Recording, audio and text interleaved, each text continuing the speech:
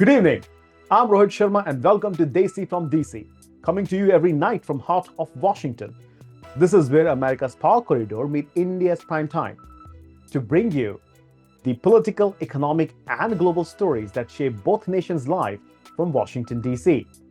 From Capitol Hill to Raisana Hill, we connect the dots between what happens here in Washington and how it echoes back home in India. We begin tonight with the big stories of the day. Putin Modi Summit 2025 will focus on defense and trade deals. Netanyahu in court seeking Trump-backed pardon. Vaccine regulator Vinay Prasad sparks controversy. Fraud claims target Congresswoman Ilhan Omar. And White House addresses second boat strike was self-defense. Where is Imran Khan? Pakistanis in America demand proof of life. Good evening. Tonight, a serious question echoes across continents. Where is Imran Khan? And why is Pakistani Army, their so-called hybrid government, unwilling to show proof that its former Prime Minister is even alive? Here in the United States, on Sunday, November 30th, which was yesterday, Pakistani Americans gathered outside the Embassy of Pakistan in Washington, D.C. A cold evening, but a very heated protest. Now, men, women, students, professionals, holding placards, waving flags, chanting slogans against Pakistani's military leadership, particularly General Asim Munir, the army chief who many believe is running the country's affairs from behind the curtain. Their message was simple and unmistakable. Release Imran Khan, restore democracy, and above all, show us the proof that Imran Khan is alive. And why has this all suddenly, come to this? Well, let's take a look at some of the facts. Imran Khan has been in jail in Rawalpindi since August of 2023. Since early November of this year, something has changed. His families, his lawyers, even his provincial leaders have been barred to see Imran Khan. They've all been denied access. No meetings, no phone calls, no court-mandated visits, not even his personal physician, who has seen him since the start of November. And Pakistani government, they insist that he is fine. Jail authorities say he's receiving 5-star treatment, but they've provided no such proof or an independent verification. There has been no recent footage, no medical report, no access to observers.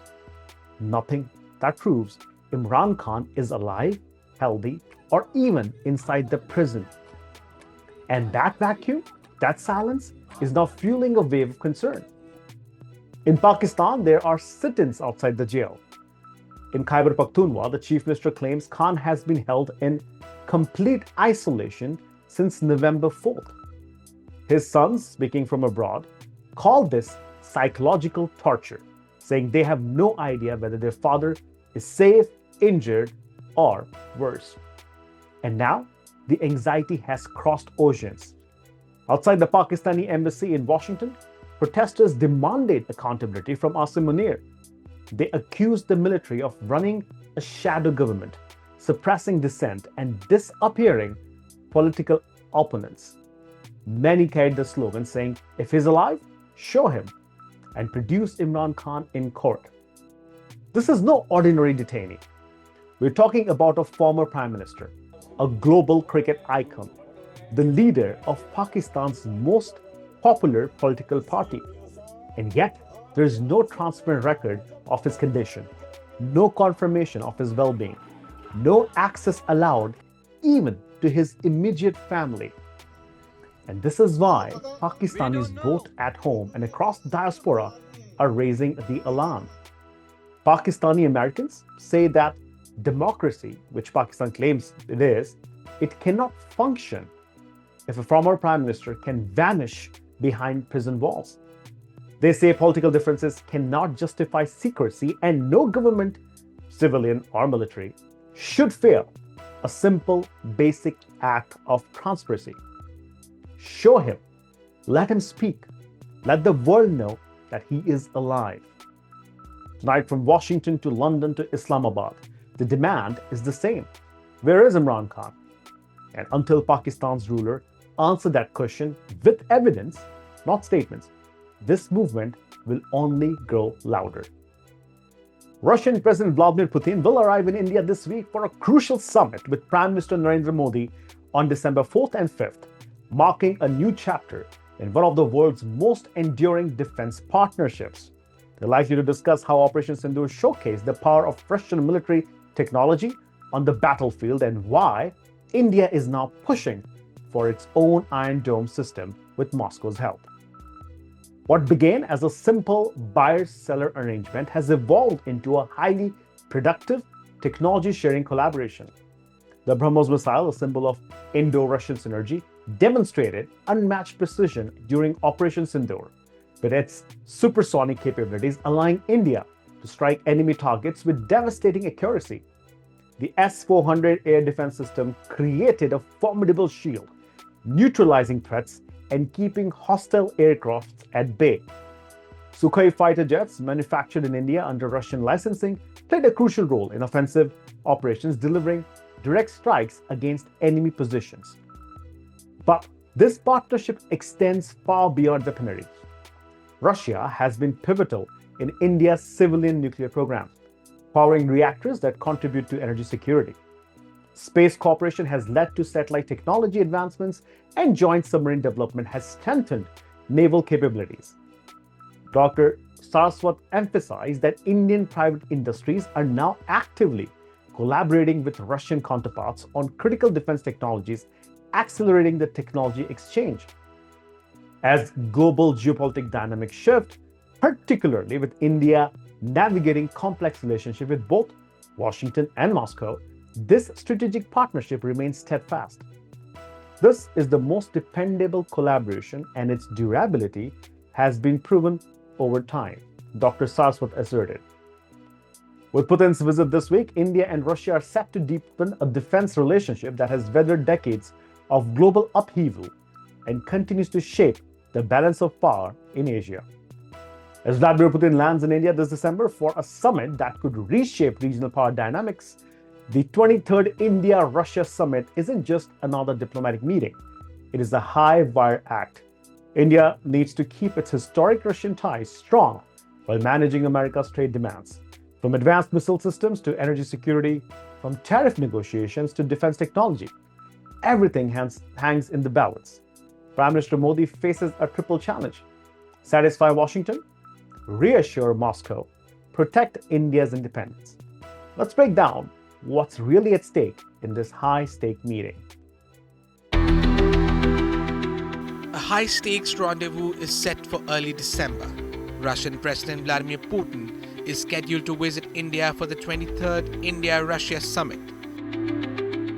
At first glance, it may look like another routine meeting between Prime Minister Narendra Modi and Putin.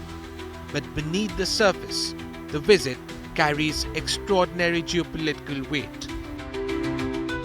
The world is watching closely. India is navigating a complex dance, keeping its historic partnership with Russia alive, while simultaneously negotiating trade deals with US President Donald Trump's administration. Unlike Putin's quieter visit in 2021, this time New Delhi is rolling out the diplomatic red carpet. Preparatory visits have been relentless. In August, National Security Advisor Ajit Doval met Putin in Russia.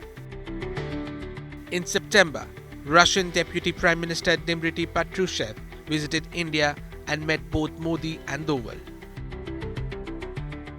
Earlier in November, External Affairs Minister Subramaniam Jaishankar was in Moscow for the Shanghai Cooperation Organization Summit. He met Russian Foreign Minister Sergei Lavrov and called on Putin. A handshake caught in the official photos was widely interpreted as a symbol of strong India-Russia friendship and strategic ties. Jaishankar also inaugurated 2 Indian consulates in Russia, expanding India's footprint deep into Russia. Patrushev's recent visit to New Delhi mirrored these high-level interactions. These are not mere formalities. Analysts call them dress rehearsals. careful consultations to set the agenda and gauge moods ahead of Modi and Putin's face-to-face. Last year, Modi travelled to Moscow for the summit, producing a 5,400-word joint statement. The previous joint statement in 2021 in New Delhi spanned 6,300 words. Expect another detailed roadmap this December. Two issues will dominate: energy and defense. India wants relief from high tariffs imposed by the Trump administration. To pacify Washington, New Delhi has reduced crude imports from Russia and is planning to import liquefied petroleum gas from the US. India's imports of Russian crude oil have seen a sharp decline. While India seems set to ignore Putin on crude sales, defense ties offer a path to appease him. Russian defense technology remains vital to India's armed forces. Cheaper costs, ready availability of services and spare parts, and advanced systems like the S-400 and potential S-500s keep Moscow indispensable. The ongoing Russia-Ukraine conflict has caused delays. 2 of the 5 S-400 squadrons ordered by India remain undelivered. Yet, India is eyeing more. Moscow's offer to manufacture Su-57 stealth fighter jets in India aligns with New Delhi's push for domestic defense production and deepens technological cooperation. India's strategy is clear: maintain strategic autonomy, keep relations with Russia strong, continue improving ties with China, and balance Washington's expectations. But the geopolitical landscape has shifted. India's leverage with the current US administration appears diminished. Putin's visit could change the calculus. A successful summit may not only reaffirm decades of India-Russia friendship, but also provide New Delhi with crucial options in a rapidly shifting global order. So, as Vladimir Putin lands in India this December, it won't just be another summit. It could be a defining moment for New Delhi's strategic ambitions, balancing energy, defense, and diplomacy in a world that is anything but predictable. With Rudrashish Kanjilal, Bureau Report, India Today Global. Allegations of marriage and immigration fraud against Democratic Congresswoman Ilhan Omar have exploded back into the spotlight, with now MAGA supporters demanding her denaturalization and deportation. President Trump himself has fanned the flames, claiming the Somalia-born rep came to America illegally by marrying her own brother.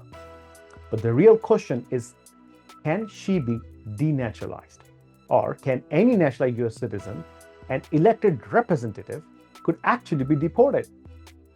The allegations first surfaced about 9 years ago in 2016, revolving around Ilhan Omar's 2009 marriage to Ahmed Noor Saad Ilmi, who critics claim is her own brother. Last week, Trump raked up Omar's immigration background while renewing hardline rhetoric after an Afghan national shot 2 National Guard soldiers near the White House. Images of Omar's marriage record went viral on X, with MAGA accounts posting evidence and calling for immediate DHS action. But here's what investigations actually found. The Minnesota Star Tribune, Alpha News, and others examined her overlapping marriages, but produced no definitive proof of fraud or familial relations. The FBI reviewed tips in 2019 and 2020, and the House Ethics Committee investigated this in 2020. Both closed without any charges. Omar has consistently called these claims baseless, Islamophobic, and politically motivated.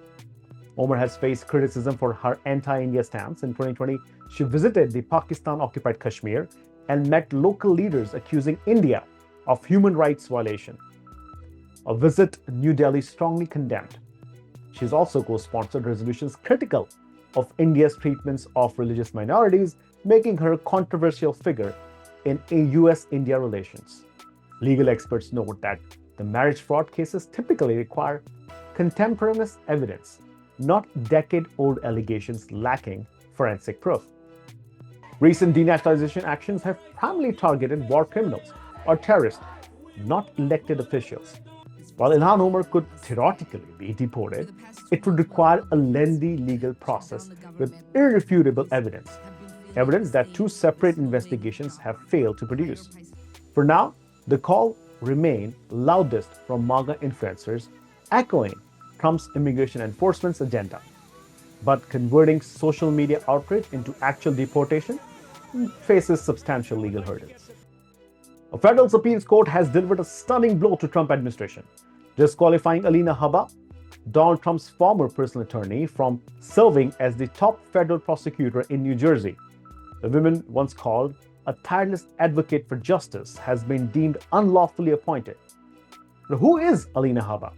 And how did a fashion industry veteran turned small-town lawyer end up at the center of a constitutional crisis? On Monday, a three-judge panel ruled that Habba was unlawfully appointed as interim U.S. Attorney for New York in March. The court criticized Trump's effort to bypass land confirmation, noting that while he nominated Habba for the permanent position, the Senate never took up her nomination. The 41-year-old was once relatively unknown litigator who catapulted to fame representing Trump in the high-stakes legal battles, including a defamation trial where she clashed with the judge. But Habba's path to Trump's inner circle was unconventional. After graduating, she worked in fashion at Marc Jacobs before returning to college for her law degree from Widener University in 2010. She founded her own law firm in 2020 and 2021, reportedly met Trump at his Bedminster Country Club, transforming her from a small-town attorney into his personal legal warrior. Earlier in August, a federal judge had already ruled her appointment unlawful, noting Trump named her interim attorney, a role limited to only 120 days, but never followed proper Senate procedures. The appeals court did not mince words on Monday, stating the administration has been frustrated by legal and political barriers, but emphasized that citizens of New Jersey deserve clarity and stability. The White House has unveiled its Christmas decorations for 2025, and they are making headlines. 75 wreaths, 50 Christmas trees, and one striking painting of President Trump from that assassination attempt. First Lady Melania Trump's theme this year? Home is where the heart is. Here's what's on display.